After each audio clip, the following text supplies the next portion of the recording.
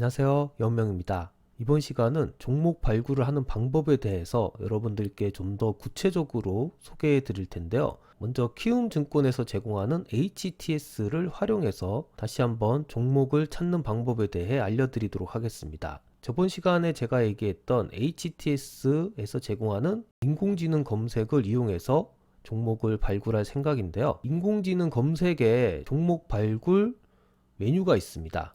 그 메뉴를 들어가시면은 이런 화면이 뜨는데요. 다양하게 여러가지 툴들을 제공한다고 제가 소개해 드렸는데, 오늘 사용할 그런 검색 방법은 인기 패턴 포착을 한번 이용해 보도록 하겠습니다. 여기를 클릭을 해 보시면 황금 조건이 나옵니다. 황금 조건에서 가장 많이 쓰는 5일선 재반등을 한번 보도록 하겠습니다. 이렇게 5일선 재반등을 클릭하시면은 해당하는 종목들이 나오게 되는데, 이 종목들 중에서 거래량 순으로 한번 펼쳐보도록 하겠습니다. 거래량 순으로 이렇게 펼쳐보면은 네오티스라는 종목이 오늘 상당히 많이 올랐네요. 이 종목을 한번 보겠습니다. 네오티스를 보면은 오늘 상당히 많이 올라서 윗꼬리가 좀 달린 것을 볼 수 있습니다. 현재 장 중이기 때문에 이 결과가 어떻게 나올지 모르겠지만, 오늘 윗꼬리가 이렇게 달린 채로 끝나게 된다면은 당분간 좀 하락할 가능성이 크고요. 만약에 윗꼬리가 조금 달리고 장대 양봉이 나타난다면은 앞으로 상승 추세가 더 나올 것이라고 생각이 됩니다. 전반적으로 분석해 보면은 이렇게 하락했던 추세가 상승 추세로 바뀌면서 상승을 이어나갈 것 같다는 생각이 좀 드는데요. 어쩌면 이런 바운더리를 만들면서 상승할 가능성이 좀 있습니다. 그래서 네오티스에 관심이 좀 있으신 분들은 이렇게 바운더리를 그어놓고 단기 매매를 하시면 좋을 것 같은데요. 저희는 종목을 발굴하는 입장이기 때문에 지금 이 종목을 사기에는 좀 부담이 있습니다. 그래서 이 종목은 패스하도록 하겠습니다. 다음으로는 유진기업에 대해서 살펴보겠습니다. 유진기업 같은 경우에는 하락하던 추세에 있었습니다. 이 하락하던 추세가 거래량에 실린 양봉이 나타나면서 지금 현재는 횡보를 하고 있습니다. 이날 많은 물량들을 소화해내면서 매집의 주체가 바뀌는 날이라고 볼 수 있는데요. 이렇게 매집의 주체가 바뀌게 되면서 현재는 이렇게 박스권을 형성한 모습을 볼 수 있습니다. 그래서 박스권 매매를 할 때에는 박스권 하단에서 주로 매수를 하는 게 좋은데요. 오늘 같은 경우에는 이 박스권 3분의 2 지점을 돌파하는 모습을 보이고 있습니다. 그래서 매수하기 좋은 지점이라고 생각이 되는데, 유진기업에 대해서 간단하게 재무 구조를 먼저 살펴보도록 하겠습니다. 유진기업의 재무 상태를 좀 살펴보면은 매출액이 부정되어 있는 게 좀 아쉬운 부분이고, 그리고 부채 비율이 상당히 크다는 것을 볼 수 있습니다. 이렇게 부채 비율이 클 때에는 반드시 확인해 보아야 될 사항이 이자 보상 배율인데요. 영업이익으로 이자를 갚을 수 있는 능력이 되는지를 보는 게 중요합니다. 그래서 확인을 해보면 이자 보상 배율이 3 정도라는 것을 볼 수 있습니다. 부채가 계속 많았기 때문에 이자 보상 배율도 현재 4에서 3을 유지하고 있는 것 같습니다. 이 이자 보상 배율이 만약에 1 이하가 된다면은 상당히 위험한 상태가 되겠지만, 3 정도면 아직은 위험한 상태는 아니니까 그렇게 우려할 만한 회사는 아니다라고 보시면 될 것 같습니다.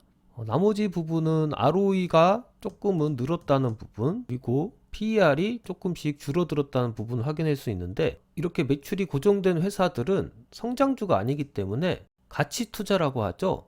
회사가 좀 저평가되어 있을 때 사는 방식으로 투자를 하는 편이 좋습니다. 그래서 PER이 낮을 때 사야 되는데요. 현재 주가 대비해서 PER을 볼 수 있는 곳은 네이버 상단 오른쪽에 위치해 있다고 했습니다. 그 부분을 확인해 보면은 현재 PER이 11 정도입니다. 아까 재무제표에서 봤던 것보다는 조금은 올라와 있는 상황이죠. 그래서 재무제표만 보고 사기에는 좀 애매한 것 같아서 이 기업이 어떤 기업인지 좀 더 분석을 해보도록 하겠습니다.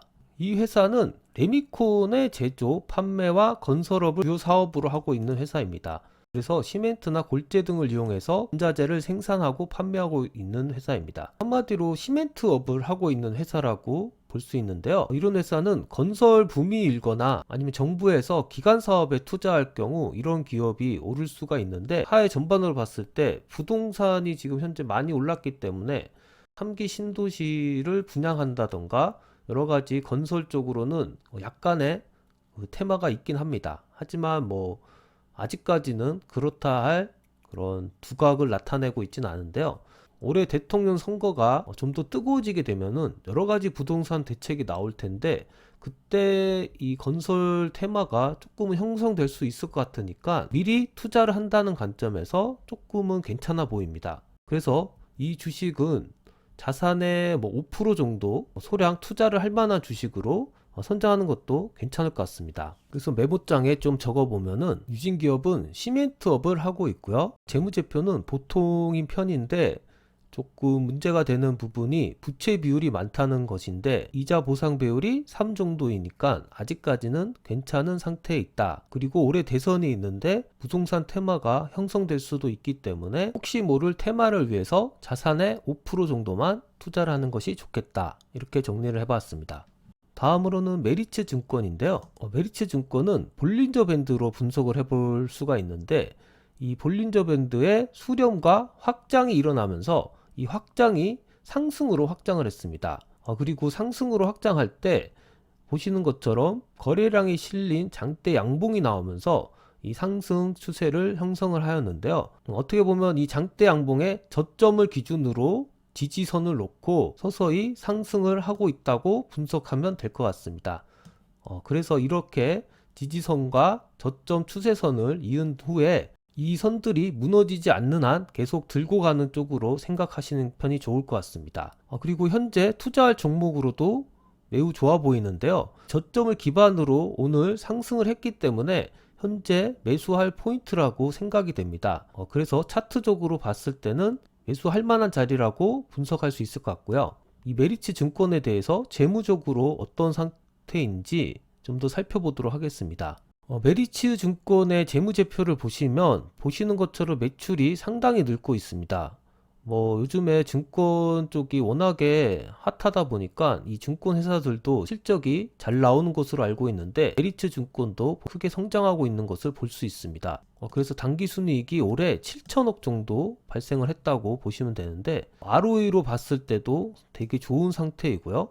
다만 이제 부채 비율이 좀 큰 편인데 이 금융회사들의 특징이 부채 비율이 크다는 부분인데요. 부채 비율 쪽은 고려를 하지 않도록 하고요. 나머지 재무제표를 봤을 때는 큰 이상은 없다고 생각할 수 있습니다. 또 하나 수급에서 특징적인 부분이 기관이 계속 사고 있다는 것인데 이렇게 최근에 기관이 계속 사고 있는 상황이라고 볼 수 있습니다. 현재 뭐 PER도 5 정도니까 좀 괜찮은 편에 속하는데 이 금융 쪽에 PER이 대부분 낮습니다. 그래서 메리츠 증권뿐만이 아니라 한국금융지주나 삼성증권 같은 경우에도 다 PER이 낮은 것을 볼 수 있죠. 그래서 이런 회사들과 비교했을 때는 조금은 높다고는 볼 수 있는데 차트적으로는 상승 흐름을 가져갈 것 같으니까 이런 회사는 자산의 10%에서 20% 정도 투자를 하는 것이 바람직하다고 보여집니다. 그래서 다음과 같이 정리했습니다. 메리츠 증권은 증권사이고 재무지표가 현재 좋다. 그리고 차트 흐름도 좋은데 현재 기관이 계속 매집을 하고 있는 상황이다. 그래서 자산의 10%에서 20% 정도 투자할 만한 가치가 있다. 이렇게 정리를 했습니다. 다음으로는 KCTC에 대해서 살펴보도록 하겠습니다. KCTC도 마찬가지로 이렇게 하락하던 추세가 거래량을 동반한 장대 양봉이 나타나면서 어느 정도 하락 추세가 진정이 되었는데요. 이 양봉이 나왔던 거래량이 예전에 비해서 조금은 적은 편에 속합니다. 그래서 상승 추세로 완전히 바뀌었다고는 볼 수 없고 좀 횡보를 하고 있다고 보시는 편이 좋을 것 같은데요. 주봉으로 분석해 보면은 재작년 3월쯤에 1,500원이었던 회사가 1년 만에 11,500원까지 오르는 그런 결과가 나타났습니다. 그래서 이렇게 단기간에 많이 오른 회사들은 다시 10,000원까지 오르기에는 좀 부담이 되기 때문에 투자를 하지 않는 편이 좋습니다. 그래서 이 KCTC는 제외를 하도록 하겠습니다. 다음으로는 STO입니다. STO도 마찬가지로 1,700원이었던 회사가 4,600원까지 올라왔었는데요. 하지만 지금 거의 제자리로 다시 돌아왔죠. 그래서 조금 부담은 되지만 회사가 좋다면 투자를 해도 나쁘지 않을 것 같은데 일봉으로 분석해 보면은 이렇게 하락을 하던 추세가 최근에 조금은 지지를 받으면서 추세의 전환이 일어나려는 모습을 하고 있는데요. 이 최근 거래량이 좀 부족하다 보니까 조금은 지켜봐야 할 종목이라고 판단이 됩니다. 그래서 최근에 뭔가 거래량이 실린 장대 양봉이 나온다면은 이 주식은 다시 한번 살펴보는 것으로 하겠습니다. 다음으로는 KCC 글라스인데요. 이 KCC 글라스는 2020년도에 상장한 회사네요.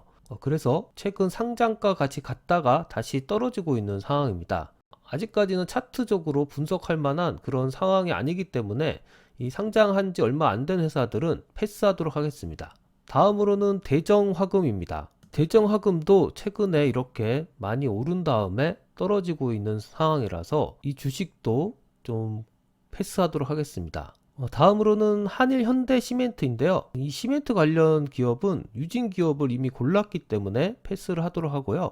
마지막으로 MH 에탄올을 살펴보도록 하겠습니다. 거래량이 이제 5만 주 미만의 회사들은 좀 거래량이 적기 때문에 5만 주 이상만 살펴보도록 하겠고요. MH 에탄올의 차트를 한번 보도록 하겠습니다. 네, MH 에탄올도 최근에 이렇게 2배 가까이 오른 다음에 좀 진정된 모습인데요. 일봉으로 봤을 때는 3달 전쯤 2배 가까이 오른 뒤 현재는 원래 가격으로 돌아와서 횡보를 하고 있습니다. 약간은 소각 국면에 있는 상황인데요. 결국 이런 주식은 뭔가 최근에 거래량을 동반한 장대 양봉이 나타나야지만 다시 상승 추세가 형성되기 때문에 아직까지는 투자하기에는 적절하지 않다고 생각하고요.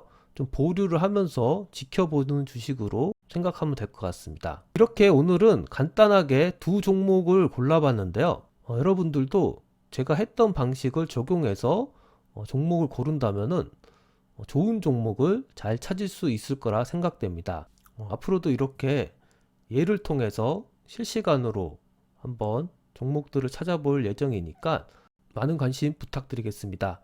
이상 방송을 마치겠습니다. 감사합니다.